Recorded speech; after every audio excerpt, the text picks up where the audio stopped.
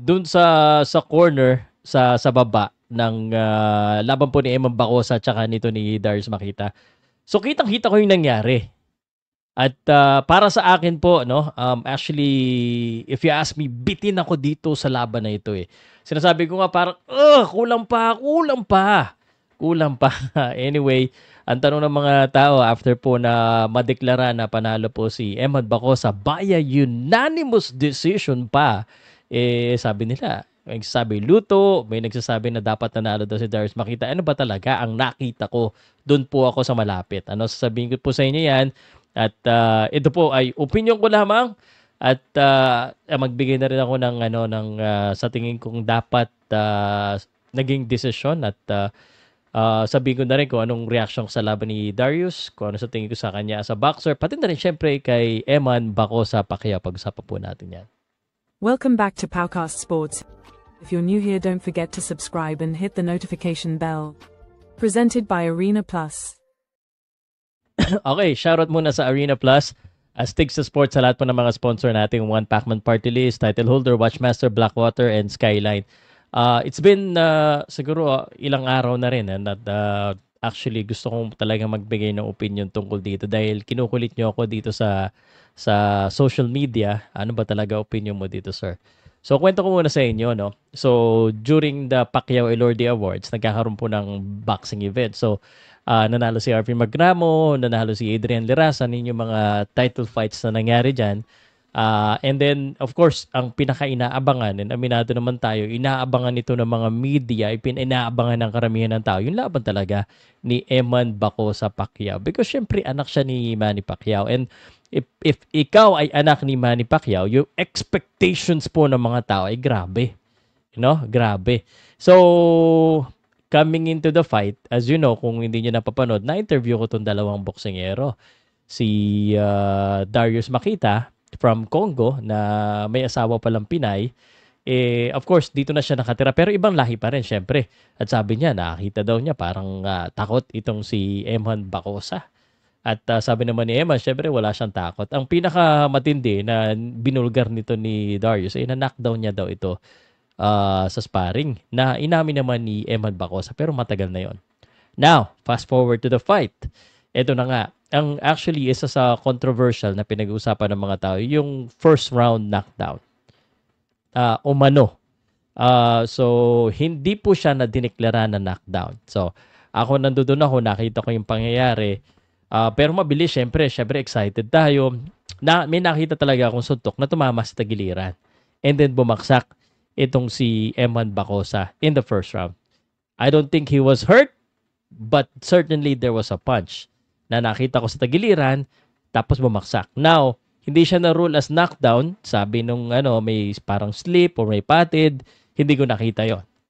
So, for me, it's a game break para dito kay Eman Bacosa dahil sinuwerte siya, hindi siya natawagan ng knockdown dun sa first round na yon.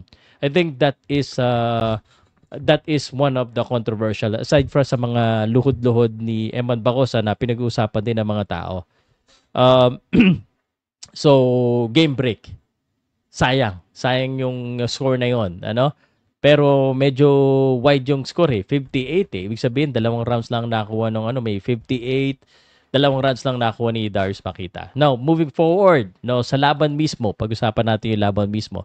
Nakita ko yung aggressiveness ni Makita, nakita ko yung kanyang talagang intent to knock down. Nagulat nga ako kasi after po nung laban, yung in-interview ko siya, syempre frustrated siya, medyo masama yung loob niya dahil natalo siya, pero sabi niya he's holding back para the punches. So, kasalanan niya yun if he's holding the punches. Hindi ko nakita nag-hold siya kasi kala ko talaga ina-knockdown niya ina-knockout niya si Eman Bacosa. Pero sinabi niya, parang he's holding back pa. Nagpipigil pa siya noon. That is one mistake that he did. If he in fact did hold down these punches, he should have not. Sa laban, although aggressive siya, si Eman also have some good punches. At nakikita ko, ito naman, the good thing about Eman, and I've been saying this, matibay, very composed pag lumaban actually. And yun nga nakita ko, composure. Ang wish ko na lang sana, nakita ko, parang naging monotonous at pare-parehas yung galaw ni Eman sa jab straight niya. Well, in fact, nagiging, I would say, parang ini-expect mo na eh. Nagiging parang predictable nga yung move ni Makita kasi pasok siya ng pasok. Samantalang si Eman, just also doing the same thing, jabs tsaka straight, na sana jab at tsaka uppercut kasi yumuyuko. Kaya hindi niya matamaan eh. May mga left hook siya tumatama, may mga counter na tumatama si Eman Bacosa. But of course not enough para masaktan nitong si Makita, pero that was a scoring punch. So kaya I also understand the judges kung bakit binibigay nila to kay Makita kasi kung ikaw aggressive, kailangan syempre masaktan mo rin yung kalaban. And sabi nga ni Eman, hindi daw siya nasaktan. Ang pangit lang na dapat hindi rin siguro ginawa ni Eman para sa aking opinion. Pero tinanong ko si Eman after the fight, sabi niya, "Sir, lumulod ako kasi kinakapitan ako para makawala ako." It's not good kasi pangit tingnan sa mga fans. Siyempre, hindi naman lahat ng tao same mga understanding sa boxing. Siyempre, nakikita nila lumulod. It's a sign. Ang sabi nga nila, pag lumulod, di ba, knockdown. Lumulod siya pag nagki-clinch, pag ano. So, it could be interpreted the wrong way. Sana hindi na lang ganun ang ginagawa niya pag gusto niya makawala. No? It's either yakapin na lang niya ng todo para yung referee na lang mismo magano or do other things aside from luhod kasi hindi maganda tingnan. That's for Eman. But Eman is tough. Yan may tibay, may tapang. Para silang matapang. Now, let's go to the real point of this video. Sir, sa tingin mo ba tamang nanalo si Eman Bacosa? Unang-una gusto kong sabihin, I respect the judges. No, and the judges knows better than me. Especially the referee. No, kilala natin 'tong mga to. But sa aking opinion, I think this would have been better para sa akin draw. Para sa akin draw ang laban na ito. I think may kasalanan din si Makita. And if Makita is listening in his team, kalaban mo, anak ni Manny Pacquiao, dayo ka. And kahit sino namang kalaban mo, if you're dayo, hindi pa pwede yung maasa tayo sa scorecard. Kailangan talaga pabaksakin. So, kung nag-hold back siya, talagang may pagkukulang siya dyan. And Eman Bacosa did the right thing. He boxed and tumama siya. I believe naniniwala ako na kinaya, tinanggap niya yung mga suntok. Siguro nasaktan din pero not to the point na talagang yung nasaktan si Eman na in danger siya.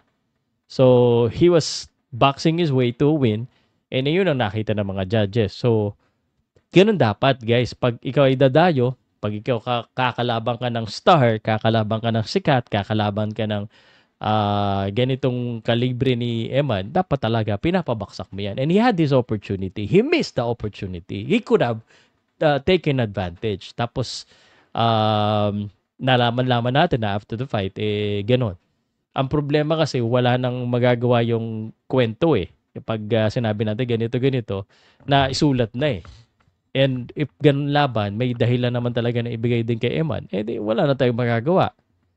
Now, but I respect Makita. Pinakita niya na talagang nararapat siya dun sa laban na yun. Ang ganda ng pinakita niya. Sinubukan niya talaga si Eman. Nakita natin na may kakulangan din kay Eman. Medyo off yung timing niya, yung distance niya, yung hindi siya nakapagpatama ng solid. Kung nakapagpatama siya ng solid, that would have changed the game. Para makita natin, lakas kulang eh. Hindi niya natamaan. So, yun yung kailangan nilang workout dito. And siguro variety of punches. Hindi yung pare-parehas. With regards to the rematch, both of them said yes, no problem. But if I am the camp of Eman Bacosa, hindi na ako magre-rematch. Pero syempre, as a fan, okay na yan. Nangyari, I would move somewhere else kasi delegado to si Makita. But again, kung lalaki sa lalaki, maganda makita yung rematch. Pero until na makita ko yung improvement ni Eman regarding sa combinations niya, I would choose maybe isa pang laban muna ulit na iba and then pwede siguro si Makita. But kasi wala naman ng kumbaga, it's not that kind of a big fight. The rematch is needed. So, nasayang yung opportunity ni Makita. He should have, pag ganon guys, ibigay mo na lahat. Pabaksakin mo. Yun ang aking masasabi. So, for me, that could have been a draw.